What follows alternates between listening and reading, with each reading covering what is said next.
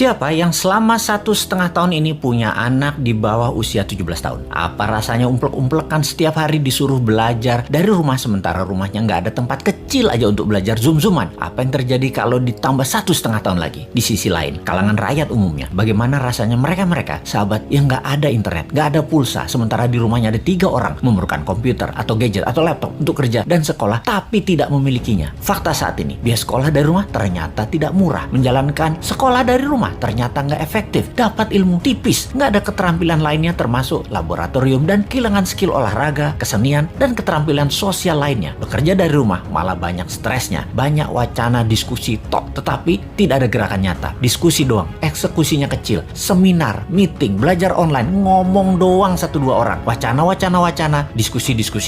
Rekening mah minus juga. Saat ini dunia bergeser jauh. Berapa lama kita akan menjadi seperti ini di bawah serangan virus? Jawabannya, kalau gini cara mengelolanya, selamanya, setidaknya sampai tahun 2025. Demikian kata WHO dan World Bank. Waduh, paling cepet 2023 awal deh. Tetap aja lama. Maunya tahun 2021 ini paling lama selesai deh. Vaksin deh tuh 100% orang Indonesia. Pertanyaan lagi, apakah selesai COVID? Ya nggak tahu juga. Menurut Ngana, selesaikah COVID ketika 100% manusia Indonesia sudah divaksin? Jawabannya nggak tahu. Misalnya, manusia setelah divaksin, efeknya tingkat kematian dan fatality-nya menurun, tetapi tetap bisa kena. Dimana kalau kena ya isolasi mandiri, katakan 10 hari. Setiap hari ada 30.000 orang bergantian bergiliran. Tiap hari ada 30.000. Karena 10 hari di isoman, maka yang dikurung hari itu adalah 300.000 orang per hari yang terkurung gantian sampai 100 juta orang. Gitu ya, 2 tahun itu bisa tercapai? Bisa lebih. Serem amat ya kalau ini terjadi. Untuk mencapai 60% populasi yang benar, ya bisa 2 tahun lagi, mungkin bisa 4 tahun lagi. Kalau hal ini terjadi, maka bukan hanya ekonomi yang ambiar, tetapi keterampilan sosial anak kita, keterampilan lainnya hilang. Bisa terjadi generation gap yang parah, di mana di tahun 2045, 24 tahun lagi, mereka usianya yang sekarang 10-20 tahun itu adalah mereka menjadi tulang punggung angkatan kerja dan usaha. Mereka, bayangkan, tidak punya keterampilan yang mumpuni. Maka angkatan yang usianya 50-70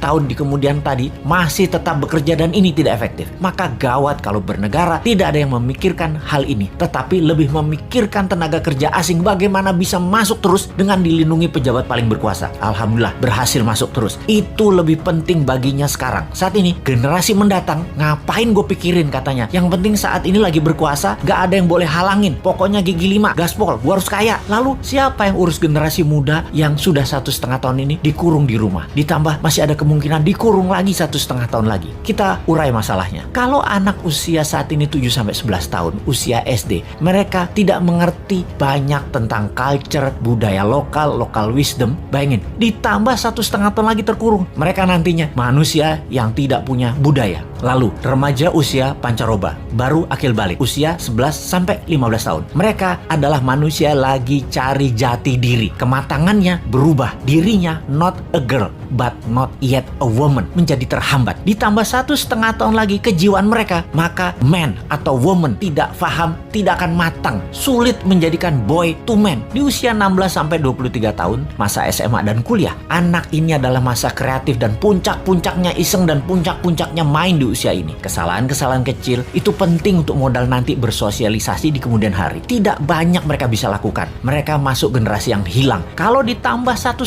tahun lagi, sekolah mereka tak berketerampilan, tak ada kesempatan di laboratorium, di studio, praktek kerja, keilmuan jalanan atau street smartnya tidak ada. Hampir tidak mungkin membuat mereka berubah from man to gentleman. Ada 40% saat ini dari populasi Indonesia yang usianya saat ini 7-23 tahun. Yang 20 tahun lagi mereka merupakan tulang punggung keluarga, bangsa, negara. Jadi apa mereka ini nantinya? Ada yang mikirin pelindung nikel, mikirin. Yang pasang baliho jualan tahun 2024 itu mikirin. Yang menjabat sekarang mikirin. Kalau bosman, ada tuh bala muda walau kecil, kita berjuang.